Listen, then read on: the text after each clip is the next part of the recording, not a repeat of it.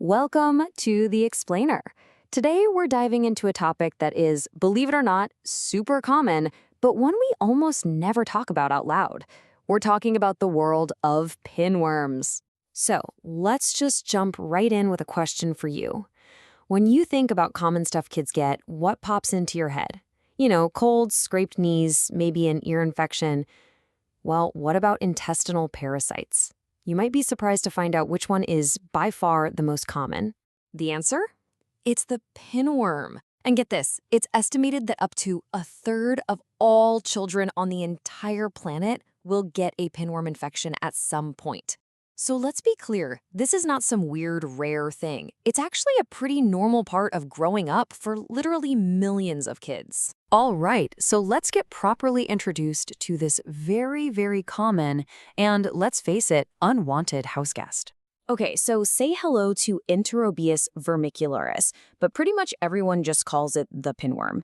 And what is it? Well, it's a tiny little parasite that looks kind of like a 1 centimeter piece of white cotton thread.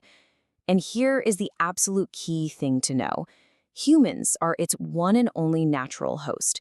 That means it only spreads from person to person. And that brings us to a huge myth we have to bust right now. A lot of people worry about their pets. But look, there is absolutely zero evidence that your cat or your dog can carry or pass on a pinworm infection. So go ahead and hug your pets. They are not the culprit here. For sure. Now, I know this topic can make people feel a little squeamish. So before we go any further, it is really important to hear this, and this comes directly from medical sources. Despite the high prevalence of pinworms, it is a rather innocuous parasite. That's just a fancy way of saying that, yeah, they're a nuisance, but they're not a serious health threat.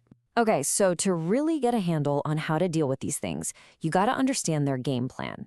Let's think of it as the pinworm's secret mission. The whole mission is built around one thing, spreading. It all kicks off when microscopic eggs are swallowed. They hatch in the small intestine, the worms grow up in the colon, and then the mission goes into high gear. At night, the female worm travels to the anus to lay thousands of new eggs. The sticky stuff she uses to lay them causes itching. That itching leads to scratching, and that scratching, that's exactly what the parasite wants. It's how the eggs get onto hands and under fingernails, and from there onto bedding, clothes, toys, and eventually back into a mouth, starting the whole cycle all over again. And that right there is why this thing can spread through a whole house so easily. Those tiny little eggs are tough. I mean, really tough. They can survive and stay infectious on a surface like a toy or a bedsheet for up to 20 days. Just waiting. So given how easily they can get around, how do you actually know for sure if someone in your house has an infection? Let's talk about how to get a definite answer. The number one classic sign is itching around the anus, and it's usually worse at night, right when that female worm is on her mission. This itching can totally mess with sleep, making kids and adults restless. But here's the really tricky part. A lot of infections have zero symptoms. None. Plus, itching can be caused by other stuff too, so just having the symptoms isn't quite enough to know for sure. So how do you get that definite answer? Well, the go-to method is something called the Scotch tape test. And yeah, it is exactly what it sounds like. You do it first thing in the morning before anyone washes up or goes to the bathroom. You just press a piece of clear tape against the skin, stick it to a glass slide, and a doctor can look at it under a microscope to spot the eggs. It's simple, it's painless, and it works. But it's important to have the right expectations here.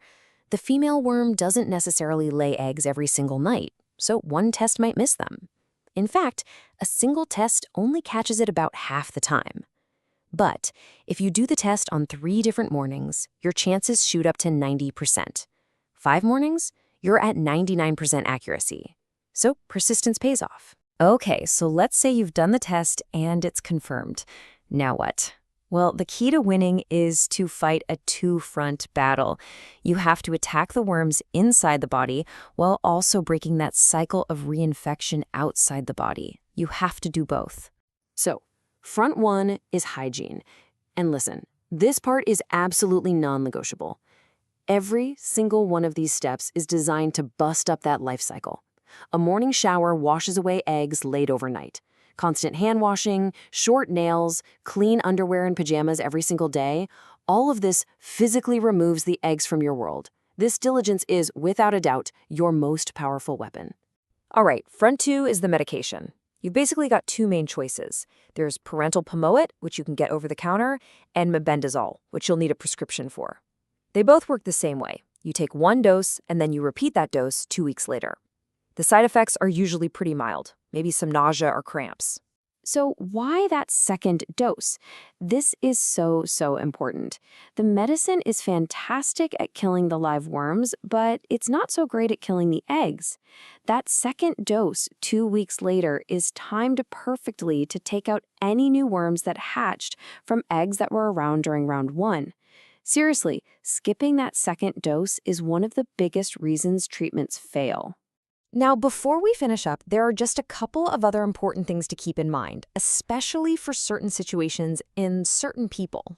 First up, because pinworms are so contagious, a lot of experts will say you should just treat the entire household at the same time. It stops people from just passing the infection back and forth. Now, for anyone who's pregnant, treatment is usually put on hold until after the baby is born. And of course, for young kids or anyone with other health issues, you should always talk to a doctor before starting any treatment. So what's the big takeaway here? Let's boil it all down. Number 1, pinworm infections are incredibly common, so there is no reason to be embarrassed. Number 2, they are highly treatable. And number 3, and this is the most important one, that diligent, consistent hygiene, that first front of the battle plan, is your absolute best defense. It's your ultimate shield. Which leaves us with one last question. Now that you know the pinworm's secret mission, their entire game plan for survival, are you ever going to forget to wash your hands again? It's such a small thing, but it makes all the difference. Thanks for joining us on The Explainer.